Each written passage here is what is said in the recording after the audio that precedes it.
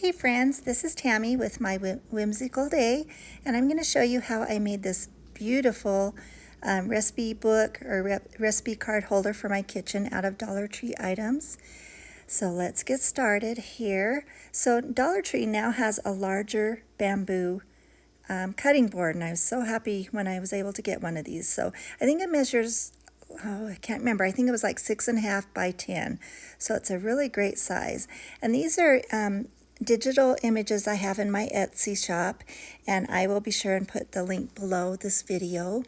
And it has 30 high quality 8 by 10 digital images, PNG images, and they are 300 DPI, very high quality, and there's all kinds of country crocks and mixing bowls and old-fashioned recipe cards and old utensils and jars and linens, all kinds of stuff.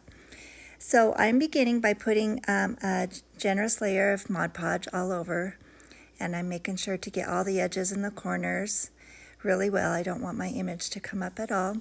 Now I'm using my heating tool, and I'm going to give it a good dry.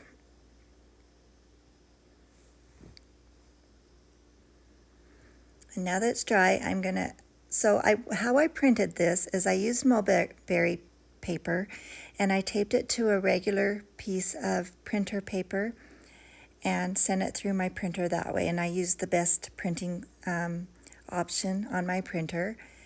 And this mulberry paper is wonderful. I love it. You can use rice paper, you can use cardstock, regular printer paper, whatever you choose.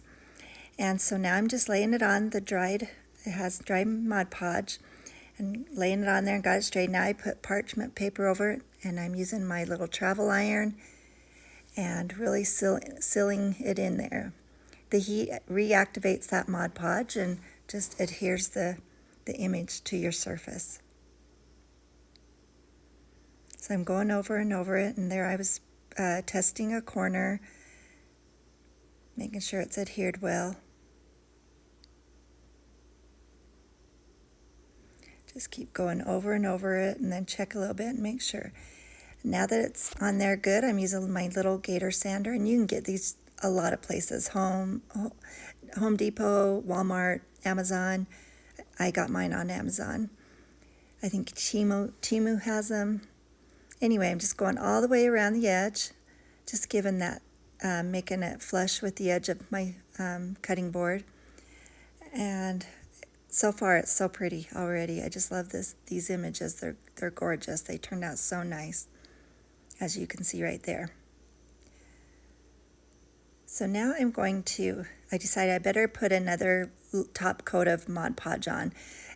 You can choose whether you want to or not, but where I thought this will be used, there'll be recipe books and stuff set on and off and on and off.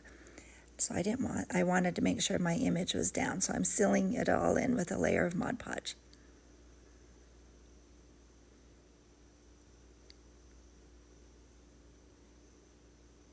Making sure I get all the edges as well.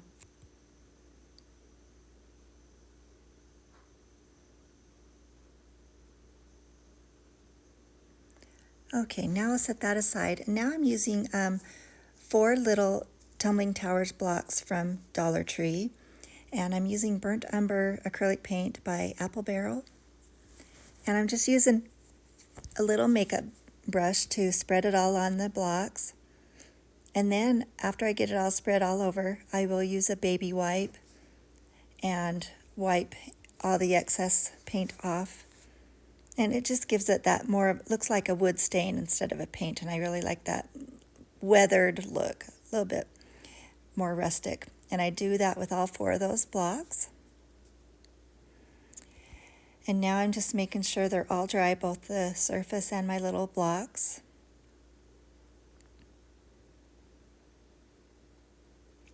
And these little tower blocks are a little bit wider than they are, on one edge than they are on the other.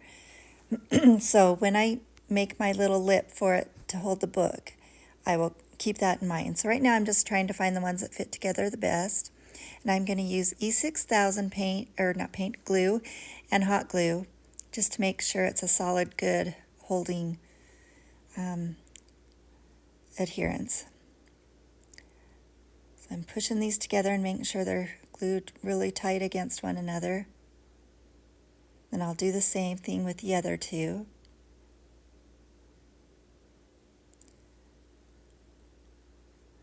Using both glues on them.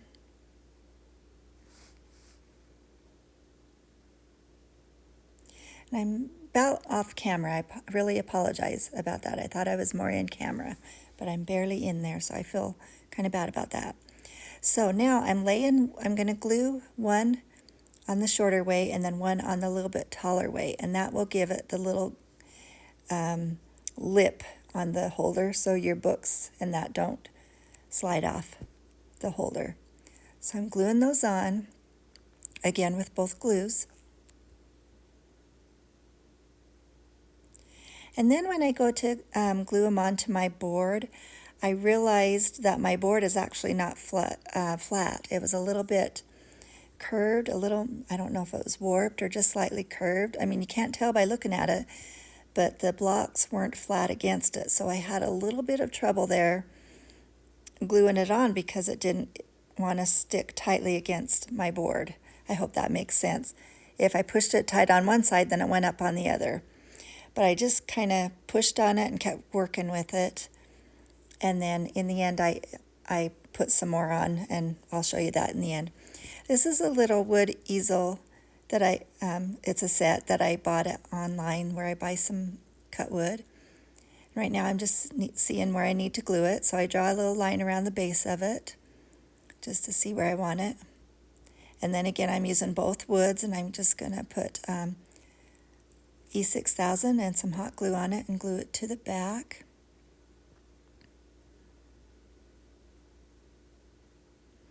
Then I'll do the same with the little pieces that go in those little slits. I'll put some E6000 and hot glue in both of those as well. And that should hold it in there good and tight.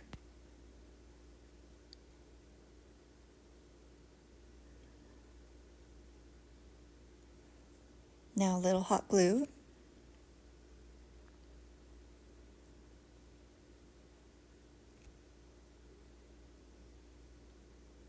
I'll just hold those in place until they set, and it should be in there really, really good.